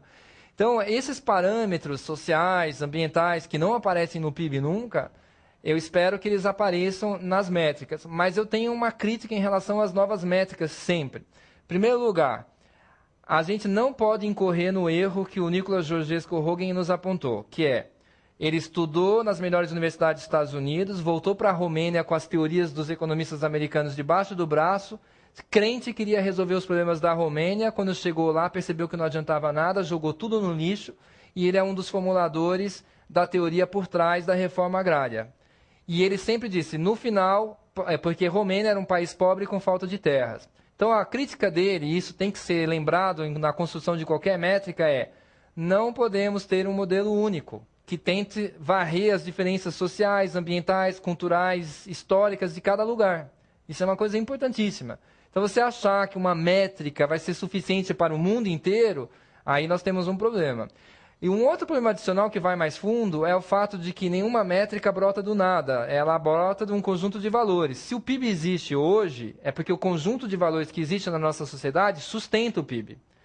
Então, na verdade, quando a gente tenta colocar uma métrica nova, a gente sempre esbarra na dificuldade de os valores não mudaram. Enquanto não houver uma mudança geral de valores, a utilização de novas métricas fica restrita a essa dificuldade. Então, por exemplo, é isso que nós vamos ter que tentar entender. Precisamos de métricas aplicadas a cada história, diferenciada de cada lugar, e antes delas realmente terem sucesso, de serem implementadas e serem validadas, nós já tivemos várias antes do FIB aparecendo, nós precisamos da mudança geral de valores. Senão, a gente não consegue fazer com que elas sejam utilizadas disseminadamente. Então, essa questão dos valores não pode ser esquecida na formulação de uma nova métrica.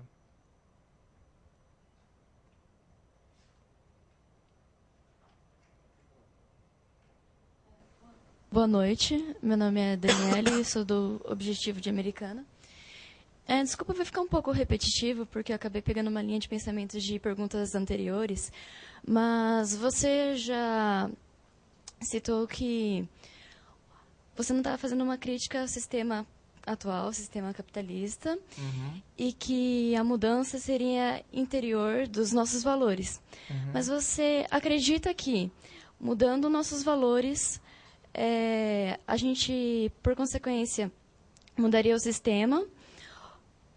E se nesse mundo assim globalizado, o quanto a mídia poderia influenciar na mudança desses valores. Se nós somos intensamente influenciados pela mídia ou se o sistema que nos mostra a forma de pensar.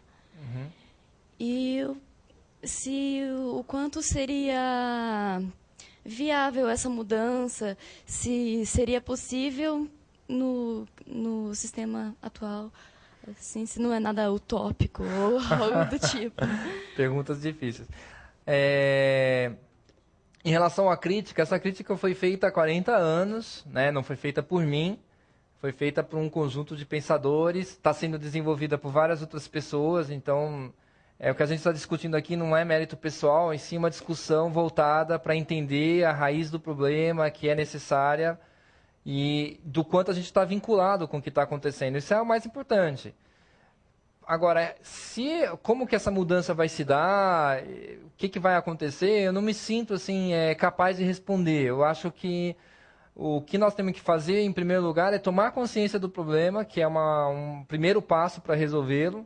E o segundo passo é começar a ver o que fazer com ele, né? Que atitudes que a gente pode tomar no dia a dia, etc. E começar a cobrar das pessoas que definem o sistema à nossa volta que isso comece a ser considerado. Isso também é uma questão importante. Ninguém cobra absolutamente nada.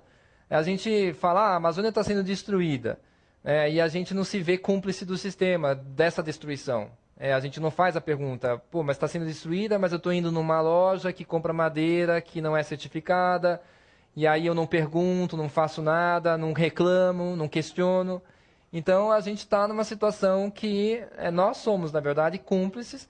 Então, primeiro passo, tomar consciência do problema e tomar iniciativas. E todos nós, a gente tem que, é uma sociedade, cada ação... Isso é uma outra coisa importante. Se nós vamos conseguir alguma coisa, não depende de mim, não depende de você, depende de todos. Então, isso é o nosso futuro não está nas nossas mãos mais, está nas mãos do coletivo. Está nas mãos da decisão que nós vamos tomar como sociedade, como coletividade. E aí, em relação a isso, que a gente vai fazer? Tomar a nossa iniciativa, que é o primeiro passo. Passamos agora para a última pergunta. Pedimos desculpa para todos aqueles que não poderão formulá-las. Eu sou do Objetivo Americana também, meu nome é Larissa. Gostaria de saber sobre o crescimento populacional. Se divulgando os dados, falando para as pessoas sobre a taxa, poderia ter uma diminuição. Bom, essa questão é uma questão bem complexa, né? E até na recente crise de alimentos que a gente teve, Malthus foi lembrado. Falaram do Malthus, olha, então talvez o Malthus estivesse certo. E a verdade é que Malthus nunca estava certo, porque quando Malthus previu que a população humana ia passar fome, ele estava fazendo o seguinte raciocínio. A produção dos alimentos cresce aritmeticamente, 1, 2, 3, 4, 5, 6, e a população humana cresce geometricamente, 1, 2, 4, 8, 16, 32, até chegar a um ponto que não vai ter alimentos para todo mundo. Então, qual foi a recomendação dele? A população humana, para não ter esse problema, ela pode crescer, sim, infinitamente, desde que ela cresça devagar, no ritmo do crescimento da produção de alimentos. Se ele tivesse previsto que a produção de alimentos iria crescer geometricamente, como de fato aconteceu, ele teria dito que não teria ocorrido, não haveria problema nenhum. O problema para o Malthus é que a população teria que crescer na mesma velocidade da produção dos alimentos. Então, ele sempre esteve errado, porque ele também falhou em reconhecer que nós, como espécie animal, não podemos crescer infinitamente num espaço finito. E a questão populacional, ela tem esse aspecto. Como que uma pessoa tão inteligente como ele não percebeu isso? O que está faltando na consciência humana? É a gente se enxergar como um animal. Nós somos uma espécie animal entrelaçada em um meio ambiente. Eu estou lendo um livro chamado Biomímica e ela escreveu uma coisa muito interessante. Toda espécie animal que não for capaz de compartilhar o ecossistema com as demais espécies está fadada ao seu desaparecimento. E ela estava se referindo a nós. Né? A gente não compartilha. Né? Os nossos espaços não tem bicho nenhum. Os bichos que tem a gente mata, que é barata, pernilongo, rato, e que são pragas, na verdade. Então, a questão populacional... é uma falha do nosso pensamento histórico, secular, em não nos ver como mais uma espécie animal no planeta.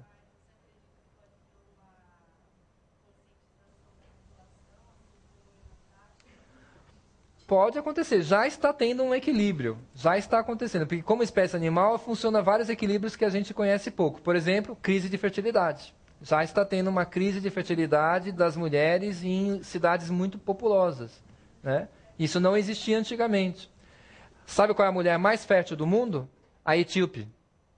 Ela tem uma fertilidade gigante, porque lá a possibilidade de sobrevivência da prole é muito baixa. Nós temos mecanismos biológicos reguladores. Mas o interessante é que a gente consegue superar eles com a nossa cultura, né? Com a nossa visão cultural, com a visão de nós mesmos. Então, o fundamental é mudar a visão que nós temos de nós mesmos.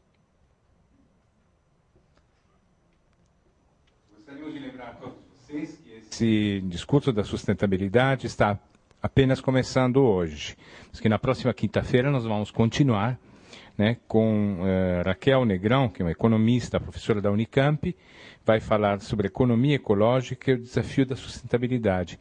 Então, se vocês realmente gostaram dessa palestra, cada um de nós vai dizer para um colega, nós vamos dobrar o número de pessoas aqui nessa sala, nesse mundo, né, nesse mapa mundo. E não podemos deixar de sublinhar a brilhante palestra do nosso ilustre Hugo Penteado, que nos forneceu essa visão crítica da economia, né? Finalmente a gente está tentando entender também esse lado negro da economia, né? Uhum. Muito obrigado, gostaríamos de agradecê-lo com um aplauso particularmente para ele.